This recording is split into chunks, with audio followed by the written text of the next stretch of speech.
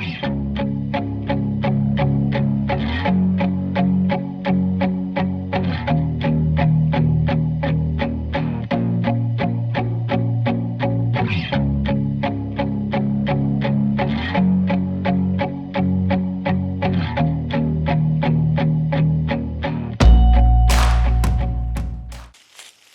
up, everybody? It is September 4th in Wisconsin. Gonna go out and do some filming tonight. Hoping to see Skinny or the Big Ten.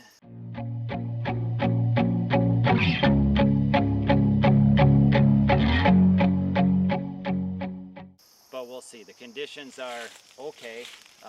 The pressure is about 30.1. Yesterday would have been the best night. Weather-wise, temperature-wise, time of year-wise to be in the blind, but tonight should be okay. It's a nice, cool, late summer, early fall evening, so let's get out there and see what we can get our eyes on. Can't say enough about access trails like this. You can keep them clean, basically keep them down to bare dirt. So huge for not leaving scent or leaving minimal scent and getting where you need to go quietly.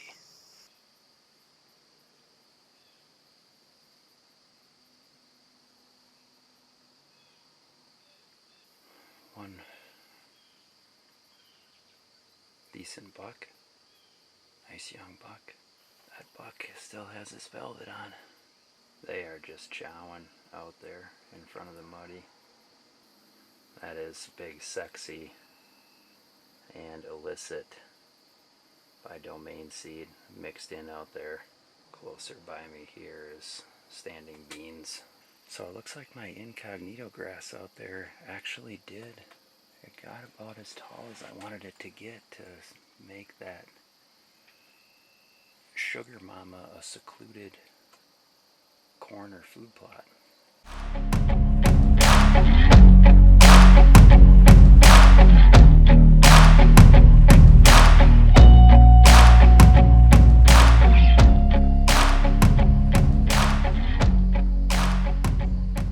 Couple bucks just came out that are out of velvet. That's cool.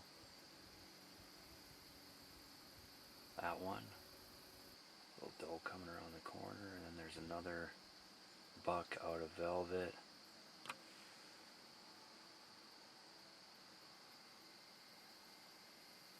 Right there.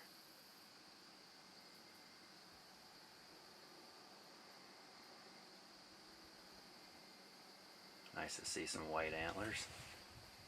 They are walking down that strip from the sugar mama. That's awesome. Really nice to be able to sit over here at a distance from them. Just had some deer come out real close here into the beans. All does and fawns.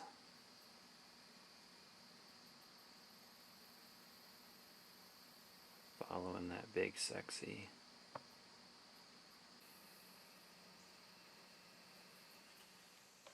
What's up, guys? Lots of projects going on today. Pretty excited about this bad boy. There is this trail that I've always wanted to cut on the property, kind of a backdoor, silent, sneak attack access to some stands in the morning. I just want to show you what I did here. Cutting that trail, man, it was a lot of work, but it'll pay off. I just want to be able to access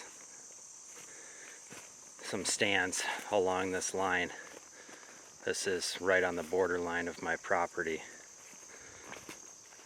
So, doesn't take much. I cut it, and then I used a metal rake all the way out through here. You can see how beneficial it is. If I didn't cut it, everything would look like this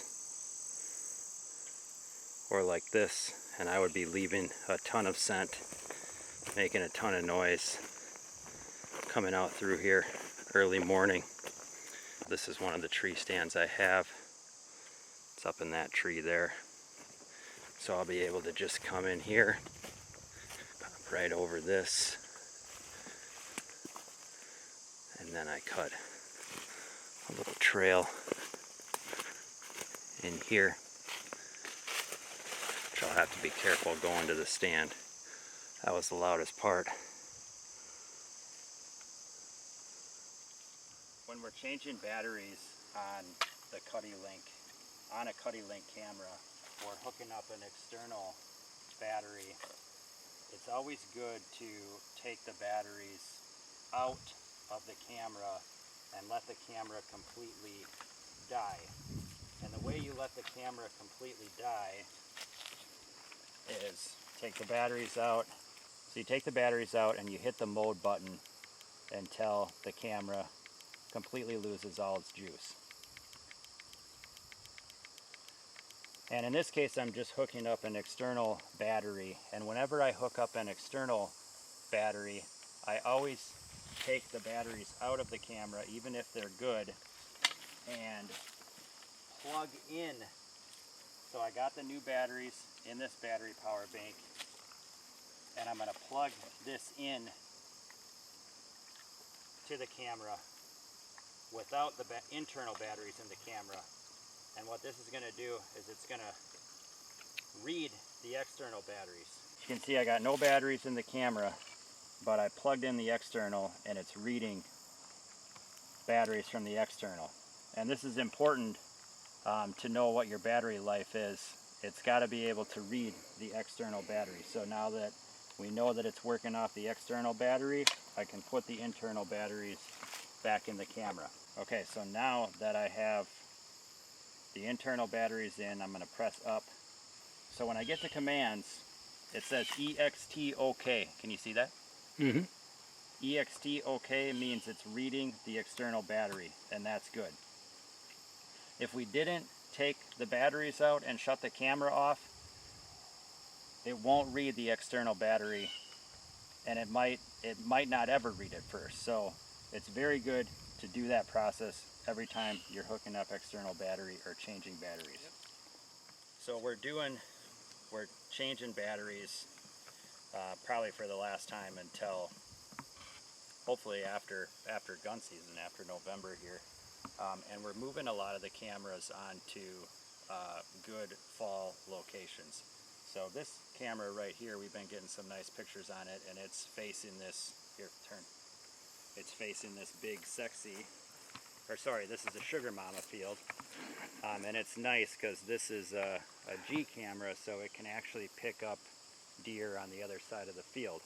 So we're gonna leave that like that, but we are getting a lot of the cameras on to scrapes. So let's go over here and look at this other one. So this camera, we had it over there just kind of shooting the field, but we know these bucks are going to start hitting these scrapes, and this was a really good scrape last year. The Big 10 was on it quite a bit, Skinny was on it. So we just took a metal rake and started it up, and it looked like maybe some deer had hit it a little bit, but not too much this year. But they're going to start hitting that. And then this camera is about, I don't know, only not even 5 yards. The black flash camera, what's good about it is you can get it really close to the deer. You know, there's no red light. All it is a little click. And within 15 feet are going to be the best pictures from this camera. So hopefully we'll get some good pictures of bucks hitting this scrape pretty soon. I just cut this trail, and this trail is specifically the area that the Big 10 always came out last year. So I cut this trail to a 20 to 25 yard shot from this new tree stand that I put up specifically for the Big 10, from what he was doing last year and this year. Looks like he's going to follow the same early season pattern. So trail goes right here.